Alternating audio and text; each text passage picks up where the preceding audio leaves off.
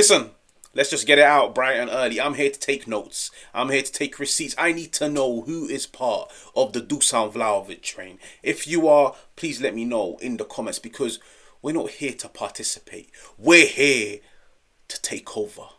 We're here to silence the critics. We're here to turn the haters into fans. We're here to defy the odds. We're here to cement our name in the history books.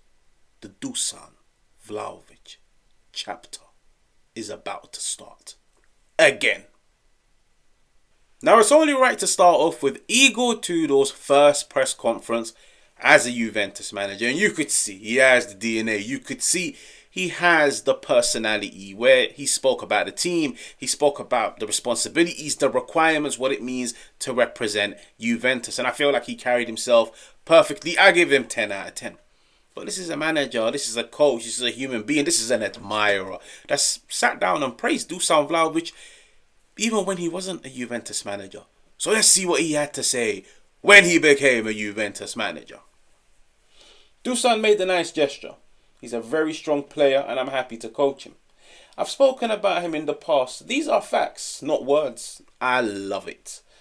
We're talking about a player who has all the qualities that a top-notch star must possess. I love it.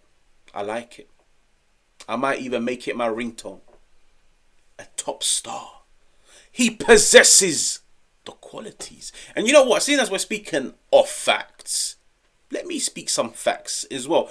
Dusan Vlahovic, 9 Serie A goals in only 17 starts. That is impressive. And I'll be honest, you see, for me, Dusan Vlahovic, I look at him like, if any of you guys have seen Game of Thrones, you see in Game of Thrones, when you're unwanted, when people are trying to throw you aside, they outcast you. You know what they do? They send you to the Night's Watch. Okay? For me, Dusan Vlahovic, he was sent to the Night's Watch. He was just kept there, aside, treated like a player that nobody wanted. And there's a lot of different factors as to why Dusan Vlahovic's season, it's gone downhill. Because let's be real, it started off amazing. We're talking a goal against Verona, then a goal against PSV, then against Genoa, and then, boy oh boy, take me back to Germany. The game against Leipzig, Juve, 10-man, away from home, Dusan Vlahovic, 2 goals. Listen, life started off well. And the way life works is, it starts off well, everybody starts talking, Thiago Motta, he's unlocked Dusan Vlahovic, the player and the manager, they see eye to eye. But listen, all good things, they come to an end. And after that, for me, he was just outcasted. I feel like ever since Kolo Muani was signed, the fact that he came in and he had an amazing honeymoon period where he scored, I think he got like 5 goal contributions in like the first 5 games. He was scoring goals. He provided a different dimension in attack. And I always said, Kolo Muani, what he's bringing, it's very different to Dusan Vlahovic. But for me, I would still start Dusan Vlahovic. That dude, fair enough, he's a confident striker. Let me just be honest with you guys. He is a confident striker. He needs things going his way in order to score week in, week out, in order to play his game to the best of his ability. But football, it is a confidence game. Like, we've all played football. When you go out there and the first 5, 10, 20 minutes, you're not playing well, it has an effect on the remaining 70 minutes. It's all about confidence. And this is where I always look at Thiago Motta and I said, as a manager, can you instill that confidence into those players? Can you turn around and tell them, I understand you haven't scored in 5 games, but don't worry, you'll score on your 6th. It doesn't seem like it, because it's like telling Coop Miners, I understand you've been crap for 5 games, but you'll be good on your 6th game. That wasn't the case. Nico Gonzalez, I understand you've been crap for 10 games, but you'll be good on the 11th. That wasn't the case. So clearly you could see, instilling confidence into players that are drowning for whatever reason, it clearly wasn't one of Thiago Motta's strongest of points, one of his strongest of attributes. So it's no surprise when you look at Juventus' season, a lot of players have drowned, a lot of players have struggled. But the one thing that doesn't change, there is a player there. And Igor Tudor, he agrees, because he also had this to say. He can score goals, he understands the game, he's intelligent and a motivator. But he's coming from a rough period. We talked, we exchanged opinions, and he's ready to work hard. And I'm ready to watch the goals. But for me, Dusan Vlahovic, look, He's a wounded animal. And I feel like maybe because of how the whole contract issue has gone this season, like the fact that he hasn't seen eye to eye, Juventus are not offering him what he wants, and let's be real, what he's demanding for, he hasn't really backed it up on the pitch. I completely understand. When it comes to contract negotiations, sometimes the players, the agents, the board, they don't see eye to eye. But me personally, the way he's been treated this season, the fact that he's been outcasted, the fact that the criticism came from even pre-season, the fact that Thiago Motta wants a number 9 that can drop deep, play with his back to goal. But listen, regardless of the coach, regardless of the personnel, regardless of the players, regardless of the tactics, regardless of the formation, if you want your number 9 to be able to play with his back to goal and connect the dots, do you know what you need?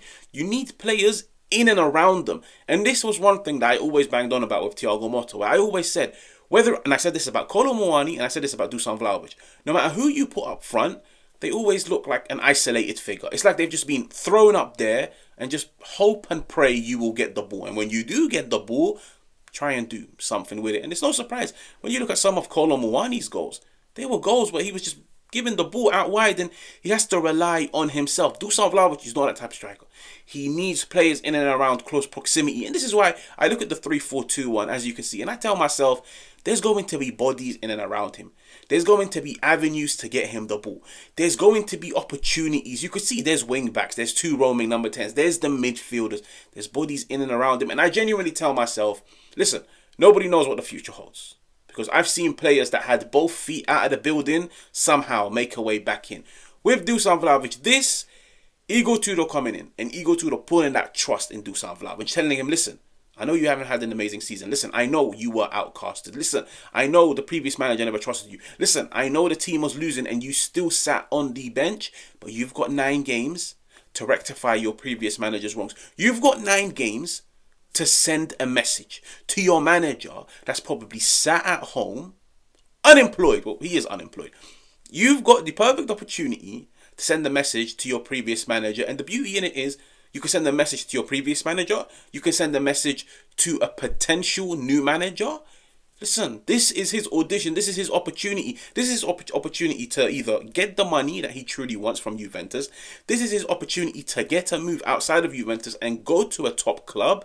This is his opportunity to prove everybody wrong that doubted him, from fans, from players, from, I don't know, teammates, from coaches, former coaches, everybody. This is his opportunity. I feel like it's a fresh start for him with 9 games to go. And that's why I always say, when it comes to Dusan Vlahovic, I'm hungry. Let's eat. Listen, wounded animal. And the thing about wounded animals is, deep down, they remain an animal. They remain a predator. With him, and I've always said, like recently, whenever he's come onto the pitch, you could see he's frustrated. You could see he's angry. You could see he sat in the mirror telling himself, like, really? Is this what my career is at the age of 25? Just a utility player? A player that just comes off the bench just for the sake of it? A player where my club wants me gone? And let's be real, not many clubs are coming forward. What?